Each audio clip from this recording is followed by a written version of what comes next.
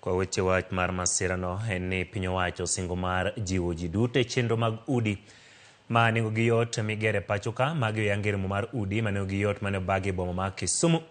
Chenro ting'o mago mag tije kanyakla kod neno ni jo Kenya oyudo utegi machiegni kodgi. Millicent Adhiambo nigi mathoth.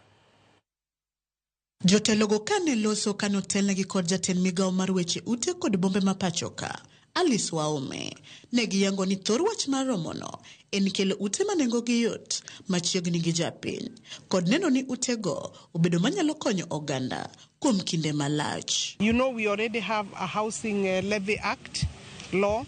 We have regulations now in place.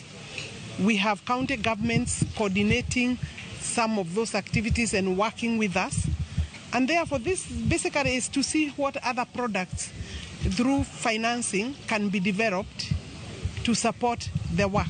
Jatend migawo no yango ni piny owacho chano gero utega na 200 iga ka iga, chenro mabiro dwaro omenda maromo bilion 400 e ikomenda ka ikomenda.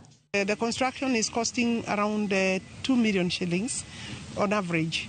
So 2 million shillings times 200,000 units gives us 400,000 billion Kenya shillings. And I'm collecting through the levy 80 billion Kenya shillings. So you have about 320 or 340 billion. So the gap is there. It's an opportunity. And that's what's part of the conversation. And I hope by end of this 2 days, we shall also have solutions to some of that gap.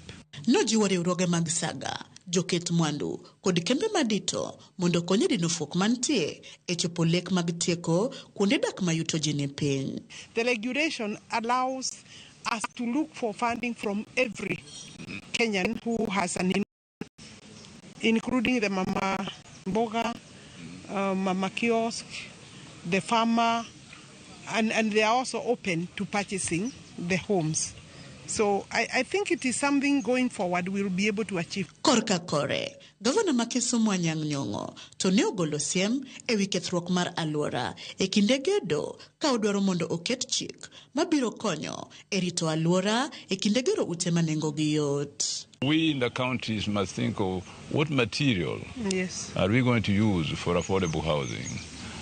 To what extent is the mining of stones and rocks and so on viable in terms of environmental protection. And of course, we will have all kinds of partners coming up, individuals, and the ministers have said. But let's think affordable housing in our own environment. Ewi mano ne okwayo ute fwambo mondo okonyo yawo pacho piny kotenore kod weche ute manengo gi yot. Awareness needs to be created, and I think you people in the media, the television is an effective media pathway. The radio is also very effective. I'm sure you are here.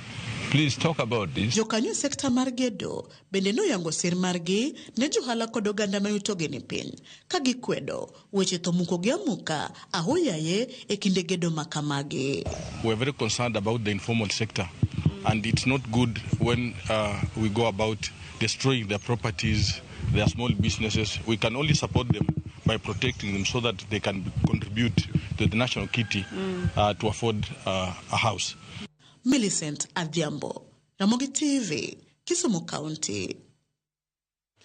Wadhi county Maoma Bay.